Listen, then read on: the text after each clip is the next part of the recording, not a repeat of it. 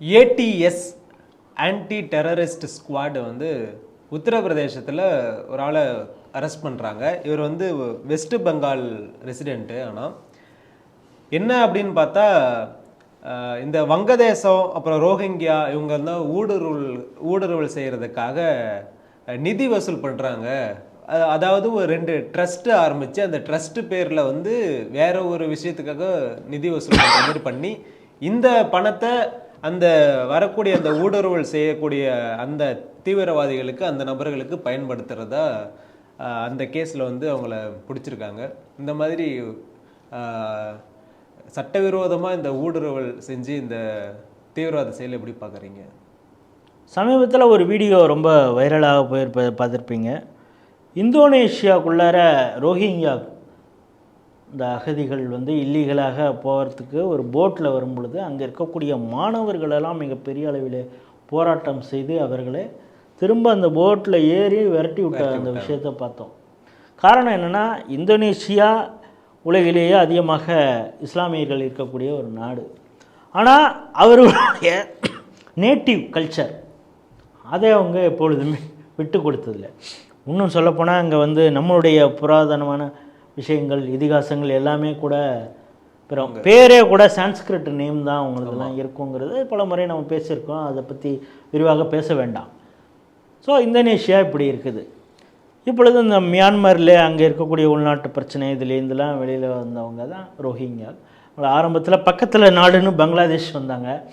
ஏற்கனவே அங்கே இருக்கிறவனுக்கே அங்கே சோறு போடுறதுக்கு வழி இல்லை. அங்கே இருந்து என்ன பண்ணுவான்? ஸோ அங்கேருந்து ஒவ்வொரு நாடுக்காக அவன் இல்லீகல் இமிக்ரெண்ட்டாக வெளியில் போகிறான். உலக அளவில் இருக்கக்கூடிய யூஎனில் இருக்கக்கூடிய மனித உரிமை எல்லாம் பேசுவான். ஹைலி பர்சிக்யூட்டட் ரெஃப்யூஜிஸ் யாருன்னா இவங்க தான், ரோஹிங்கியாவுக்கு தான். அந்த ஊரில் இருக்காமல் அடித்து விரட்டுறாங்க. நான் என்ன சொல்கிறேன், மண்ணிலே சொர்க்கம் அப்படின்னு இவங்க யுஏஇயை தான் சொல்கிறாங்க. ஐக்கிய அமீரகம், துபாய், கத்தார், குவைத், எவ்வளவோ கிட்டத்தட்ட இந்திய உலகத்தில் 56 கண்ட்ரி இஸ்லாமிய கண்ட்ரி இருக்குது. இங்கெல்லாம் அவன் போகலாம்ல. அங்கே போனீங்கன்னா அவனுக்கு பிரச்சனையும் இல்லை. ஏன்னா அவன் வழிபடக்கூடிய அந்த முறையும் அவங்களதும் ஒன்றா தானே இருக்க போகுது. அவங்களும் இருவரம் கூப்பி வரவேற்று அந்த அதே மதத்தை சார்ந்தவர், அவருக்கு தேவையான எல்லாம் இவங்களால் செய்ய முடியல. ஆனால் அவன் எதுக்கு இந்தியாவை நோக்கி வரணும்? அந்த இந்தியாவுக்கு வரவனை இவன் எதுக்கு திருட்டுத்தனமாக அவனுக்கு டாக்குமெண்ட்லாம் எடுத்து கொடுக்கணும்? அவனுக்கு வந்து ஆதார்லேருந்து ரேஷன்லேருந்து எல்லாம் இவங்க எடுத்து கொடுக்கக்கூடிய இந்த வேலையைத்தான் இந்த அபு சாலே மண்டல் அப்படிங்கிற இந்த வெஸ்ட் பெங்காலை சேர்ந்த, அதுவும் அந்த ஆள் எந்த ஊர் பாருங்கள், 24 பர்கானாஸ். வெஸ்ட் பெங்காலில் இருக்கக்கூடிய ஒரு முக்கியமான இடம் இந்த 24 பர்கானாஸ். இங்கே வந்து அரசியல் அந்த தேர்தல் சமயத்தில் எவ்வளவு அரசியல் படுகொலைகள் நடக்குங்கிறது எல்லாருக்குமே தெரியும். பங்களாதேஷ்லேருந்து ஊடுருவல்காரர்கள் அவ்வளவு பேர், அவங்கெல்லாம் நிரம்பியது தான் இந்த 24 பர்கானாஸ். ஸோ அதில் இருக்கக்கூடிய அபுசாலிய மண்டல் தான் இந்த வேலை செய்கிறான். ரோஹிங்கியாக்கு வரவங்களுக்கு டாக்குமெண்ட்டு, அதாவது ஃபேக் டாக்குமெண்ட்டை க்ரியேட் பண்ணி அவங்களுக்கு இந்தியாவில் செட்டில்மெண்ட்டை பண்ணி கொடுக்கறது. இப்போ ஜம்மு காஷ்மீரில் 370 நீக்கியாச்சு. அங்கு இருந்த பண்டிட்டுகள் நாடு முழுக்க அகதியாக இருக்காங்க. குறிப்பாக இமாச்சல் பிரதேஷ்லேயும் டெல்லியில் அங்கங்கே இருக்காங்க. ஏன்னா ஒரே இரவில் 4 லட்சம் பேர் அந்த ஜம்மு காஷ்மீரை விட்டு வெளியேற்றக்கூடிய அந்த படுபாதக செயலை செய்தார்கள். அதெல்லாம் நீங்கள் காஷ்மீர் ஃபைல்ஸில் பார்த்துருப்பீங்க. அந்த பண்டிட்டுகளை மீண்டும் காஷ்மீரில் அவங்கள கொண்டு வந்து அவங்களுக்கான இடத்துல கொடுக்கணும், அவங்களுக்கு அங்கேயே தங்குவதற்கு ஏற்பாடு செய்ய வேண்டும் அப்படின்னு தான் அந்த அரசு பல முயற்சி செஞ்சிட்ருக்கு.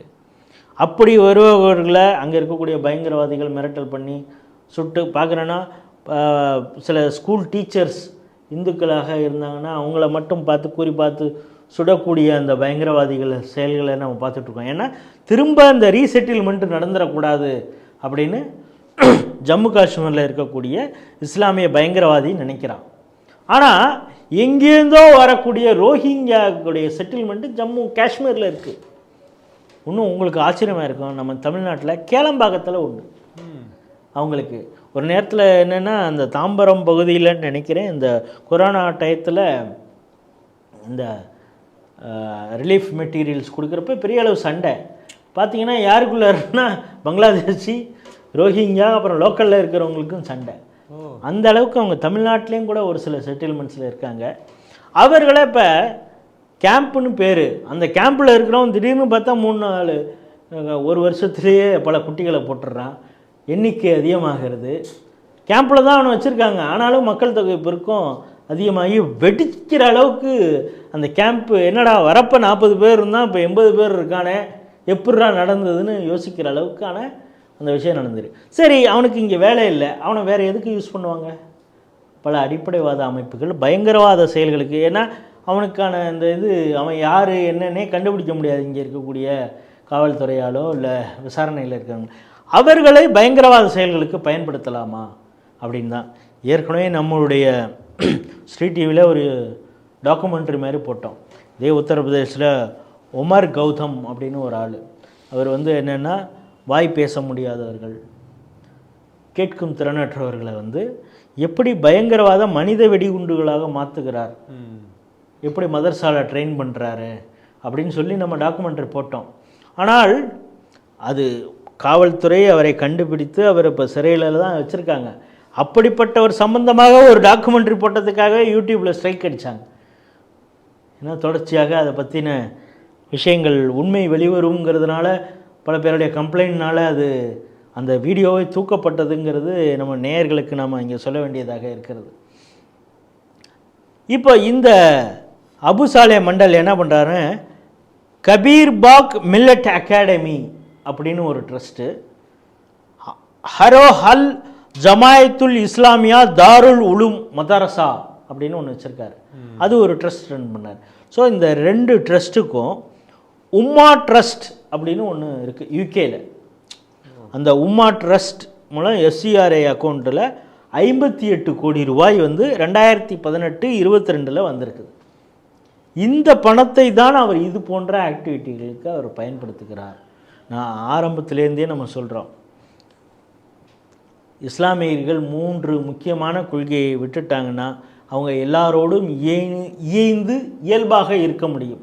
ஆனால் அவங்களால ஏன் இருக்க முடியல அப்படின்னா 3 முக்கியமான கொள்கைகள் அவர்கள் பின்பற்றுவது. ஒன்று உம்மா, உலகளாவிய இஸ்லாமிய. அது பக்கத்தில் இருக்கிற காமராஜ் எனக்கு நண்பனாக இருக்க முடியாது, எங்கேயோ இருக்கக்கூடிய காசிம் தான் எனக்கு ஃப்ரெண்டு. சரி, அப்படின்னா இந்த காமராஜ் யார்? அவன் காஃபீர். ஏன்னா வேறு வழிபாட்டை அவன் பின்பற்றுகிறான். சரி, இந்த காமராஜை நான் என்ன செய்யணும்? காஃபீராக இருக்கக்கூடிய இந்த காமராஜை என்னுடைய மத வழிபாட்டுக்கு அவனை கன்வெர்ட் பண்ணணும். அதற்கு உன்னை சேவை மூலமாகவோ இல்லை உன்னை மிரட்டியோ இல்லை வேறு வித விஷயமாகவோ உன்னை மாற்றக்கூடிய வேலை செய்யணும். இல்லை, நான் ஸ்டெப்பனா நான் இந்துவாக தான் இருப்பேன், நீ என்ன வேணாலும் பண்ணிப்பாடுறா மோதிப்பாடுறா அப்படின்னா உன் மீது ஜிஹாத் நடத்த வேண்டும். உம்மா, காஃபீர், ஜிஹாத், இது அப்படியே ஒரு சர்க்கிள். இந்த ஜிஹாத் காஃபீர் என்று கண்டறியப்பட்டு உன் மீது ஜிஹாத் செய்யப்பட்டால் நீ பயந்து கொண்டு இஸ்லாமுக்கு வந்துடுவாய், நீ உலகளாவிய இஸ்லாத்துக்கு வந்துடுவாய், உம்மாவுக்கு வந்துடுவாய். இது ஒரு சைக்கிள். இந்த 3 கொள்கையை அவர்கள் விட்டால்தான் மற்ற மதத்தினரோடு இயல்பாக இருக்க முடியும். அதை தடுப்பது தான் இன்று 3 கொள்கை. இது சம்மந்தமாக நம்ம விரிவாக பேசியிருக்கோம். அந்த உம்மா ட்ரஸ்ட்டு அவங்க தான் இவருக்கு பணம் போட்டிருக்காங்க, யூகேயில் இருக்காங்க. பெர்க்லேஸ் HSBC அக்கௌண்ட் மூலமாக தான் இவருக்கு ட்ரான்ஸ்ஃபர் பண்ணியிருக்காங்க அப்படிங்கிறது அந்த ATS கண்டறிந்திருக்கிறாங்க. இது போன்ற பல அடிப்படைவாத அமைப்புகள், மதரசாக்கள், இந்த ரேடிக்கலைஸ் இஸ்லாம், அந்த இளம் அந்த நெஞ்சை பாய்ப்பதுங்கக்கூடிய அந்த வேலையை செய்து கொண்டு இருக்கிறார்கள். இதுபோல் இன்னும் யாரெல்லாம் இவருடைய நெட்வொர்க்கில் இருக்காங்கன்னு கண்டறிந்து அவர்களை கடுமையான தண்டனை கொடுக்க வேண்டும் அப்படிங்கிறது தான் நம்முடைய பார்வை.